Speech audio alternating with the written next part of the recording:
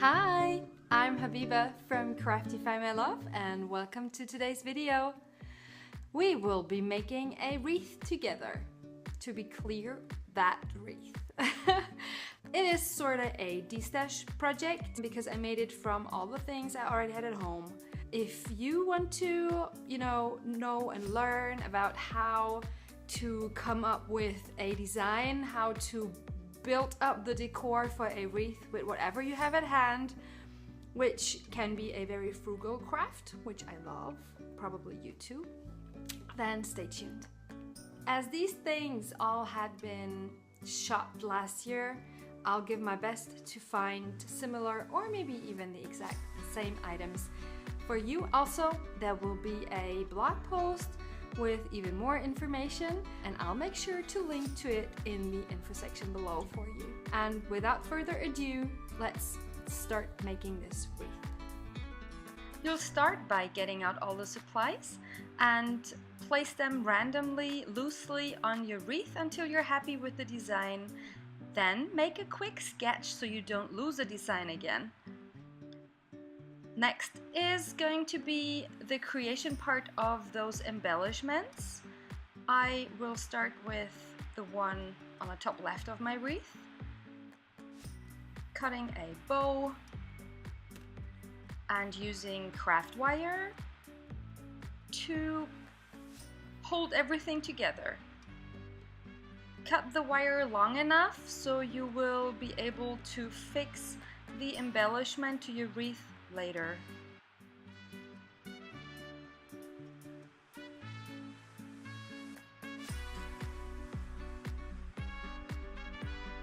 Bring the wire in the front so you can add the little Christmas balls.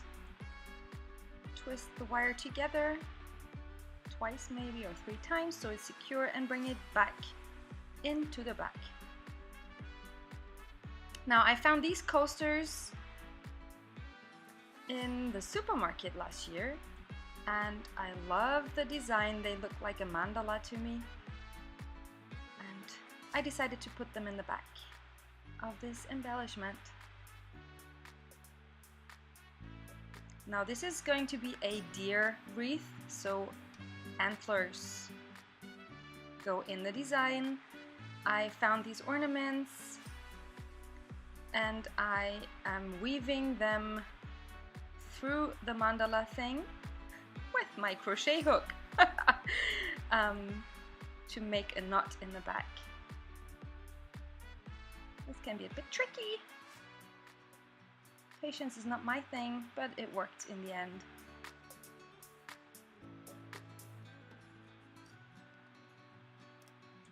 Make a knot, make 2 knots actually, so it's all secure. You don't want your wreath to be falling apart later. And there you have it. You can cut the ribbon.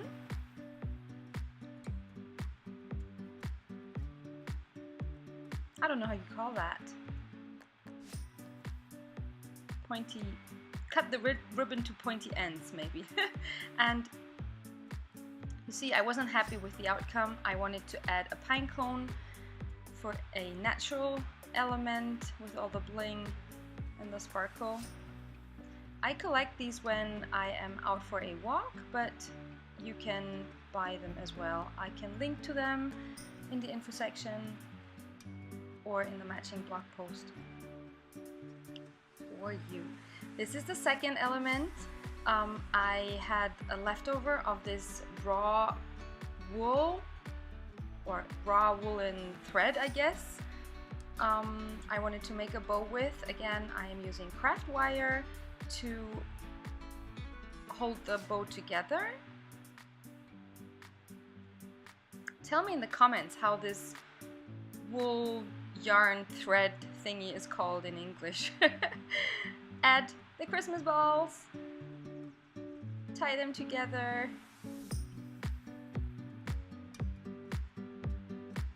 and now it's time to push the wire through the felt coaster. I found very similar ones on Amazon. They are colorful on one side, but they are gray or taupe in the back, so they would work perfectly for your craft. Cut the ribbon, the ends of the ribbon to length, and I think I want to add yet another deer antler and one of those wooden stars.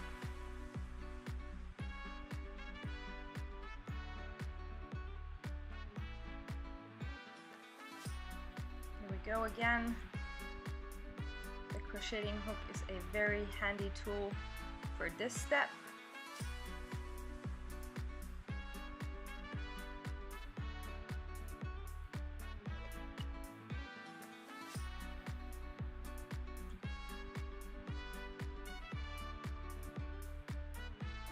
Voila.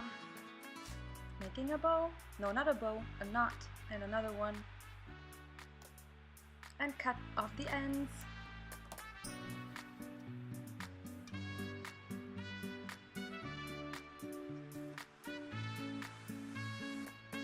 Now while you're creating these embellishments, you have the option to change your design that you came up with in the beginning. Just take a look at what you've made and see if you like it, or if you want to add another pine cone.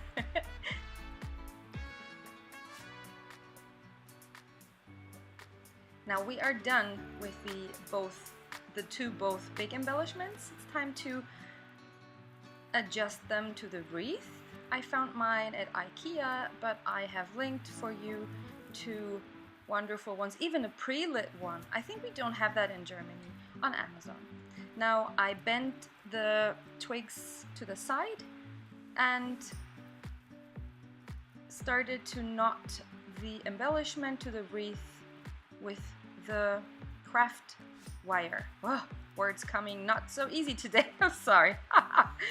The first one is done. Let's do the second one. I think it's going to be easier to turn the wreath around and secure it. So this is what I will do. Ta-da! This way you can see better. Just twist the wire around and around.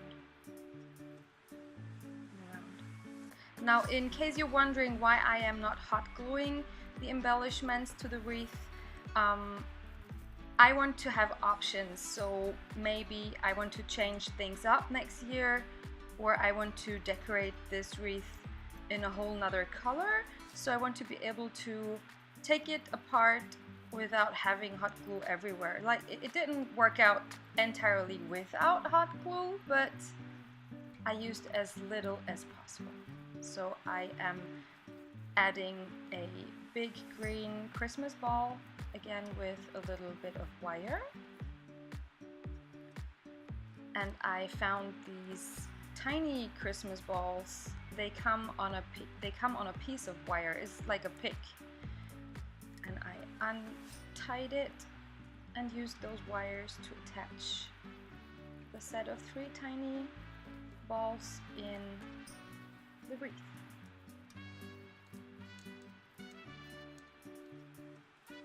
Pine cone again. I love pine cones. I have another fun DIY with pine cones and scrap yarn. I'll link to it for you, maybe you want to check that out.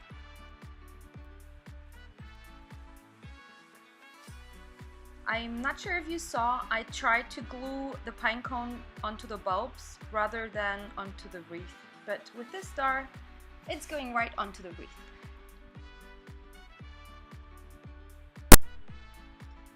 Another way is to cluster Christmas ornaments on a jute twine and just hang the ornament, the clustered ornaments, into the wreath instead of using hot glue.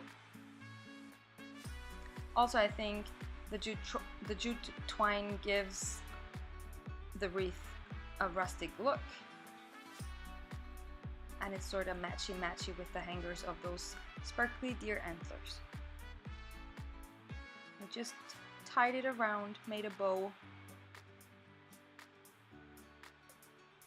and hung it into the wreath.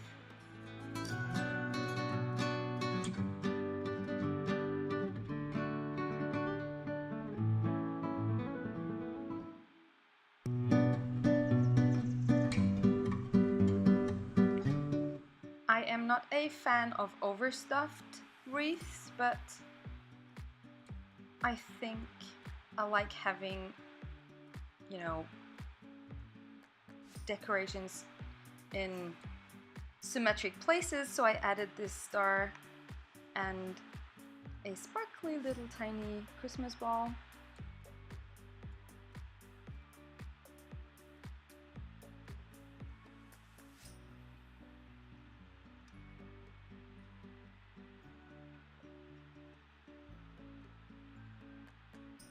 And then I decided to add a few pine cones here and there to give the wreath a more natural look. I even glued one to that ornament cluster. I glued it on top of the antler.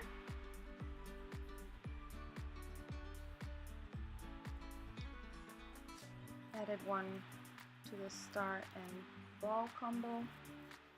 I think clusters with an uneven number look nicer than with an even one. So if you put things together, try to make it uneven. It's like three pieces or 5. And there you have the tree. Not the tree, the wreath. Oh my god, I need some coffee. If you like this video, please give it a thumbs up and subscribe to my channel. If you want to get a notification about new uploads, make sure to hit that little bell. Happy crafting and see you next time. Bye bye.